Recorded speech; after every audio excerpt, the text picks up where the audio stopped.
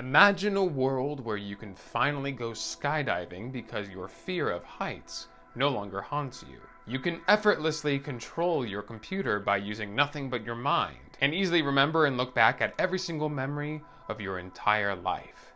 What if you could cure mental illness, blindness, deafness, or paralysis with a flip of a switch? Would you do it? These are just a few ideas that Elon Musk and his employees at Neuralink believe will one day be possible with the development of electronic brain-computer interfaces. The development of this kind of technology sounds amazing, but how does it work? And what does it mean for the future of humanity?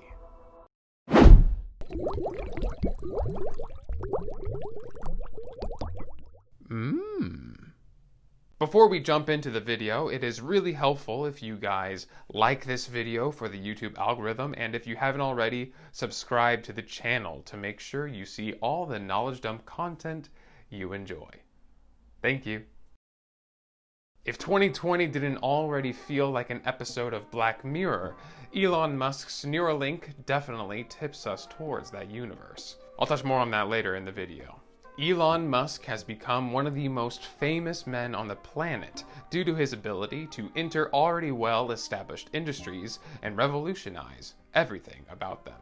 He's already done this with automobiles, banking, rockets, and energy, but he's not stopping there. His latest venture, Neuralink, is arguably the biggest venture yet. He is attempting to develop a deep understanding of the massively complex brain and unlock the mysteries held within it. At the surface, Musk's Neuralink technology can be seen as an attempt to augment humans who are otherwise perfectly healthy individuals into smarter cyborg beings. But if we dig down deep into what this technology could really do, the meaning behind Neuralink can mean so much more and help a lot of people. This technology could accelerate our understanding of the brain and help people with severe brain malfunctions or injuries to live a happier and longer life.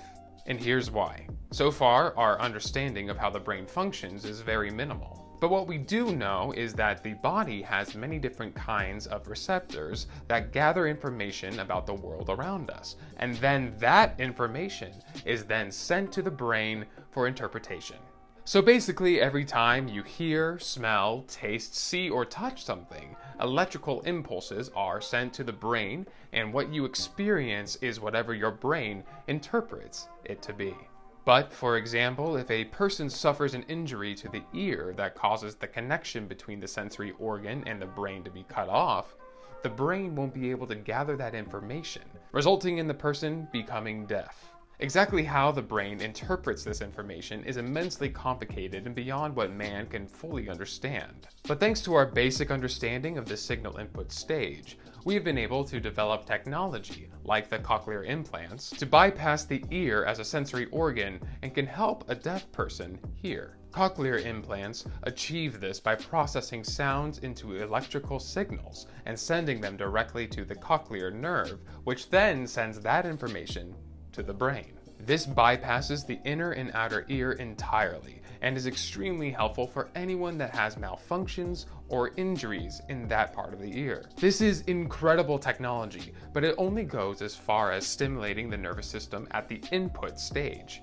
Neuralink plans to go a step further and connect to the brain directly. This could help people with more severe malfunctions, but developing this technology is extremely difficult due to the complexity of the brain. Currently, the technology that we have like this is relatively basic. So far, companies like BrainGate have been able to connect to the surface of the motor cortex and allow individuals to do things like controlling a cursor on a screen or moving a robotic arm by using nothing but their mind. Which is just freaking cool!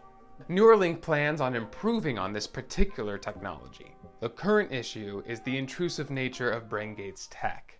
Their Utah array has spikes that insert directly into the brain to detect internal activity. I don't know about you, but having spikes in my brain doesn't seem all that comfortable. This causes issues with the body's immune response, so Neuralink has developed smaller, more flexible spikes that would be able to move with the brain. Neuralink is not the first company to do this, but with Elon being Elon, he developed a robot that is able to precisely implant the spikes with much more delicacy than that of a human surgeon. On top of that, the Utah electrode array only has 256 channels, whereas the prototype system that Neuralink surgically implanted in a rat and successfully recorded from has 96 electrode threads, each containing 32 electrodes, for a total of 3,072 channels.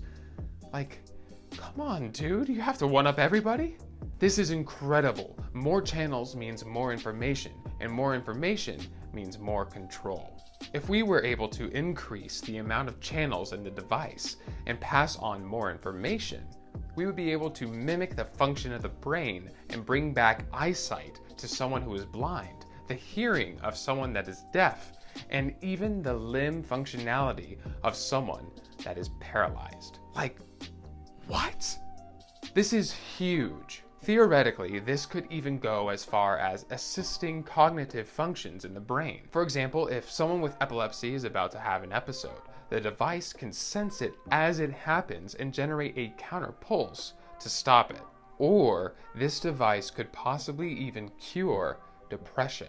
Basically, any kind of brain injury could potentially be fixed by this device. But what does this mean for the future? Elon himself has said that his goal with Neuralink is to merge AI and technology with humans by giving more power to your brain. If you could do that, you could easily connect your brain to your smartphone, and in the same fashion, connect to other humans' brains telepathically. But if this device could prevent cognitive malfunctions like depression or epilepsy, what's to stop someone from hacking your brain and causing mental stress? Hacking is a terrifying threat. Imagine you have this device in your head to help cure your depression, only to find someone has hacked into your brain and is now causing you to have depression. This is very sci-fi. Of course, it's impossible to predict the future, but it is definitely something worth considering. So what do you think? Do you think that this technology will one day be possible? And if so, do you think it will be beneficial or detrimental to the progression of humanity? Comment below and tell us what you think. I'd like to take a moment and thank everyone that has made it this far in the video. It is because of people like you that make this show possible, and I truly appreciate you. If you enjoyed this video, please click the like button at the bottom of the video. We are a new channel, and liking this video really helps with the YouTube algorithm. Thank you again for watching this episode of Knowledge Dump. Like and subscribe, and as always, we believe in you.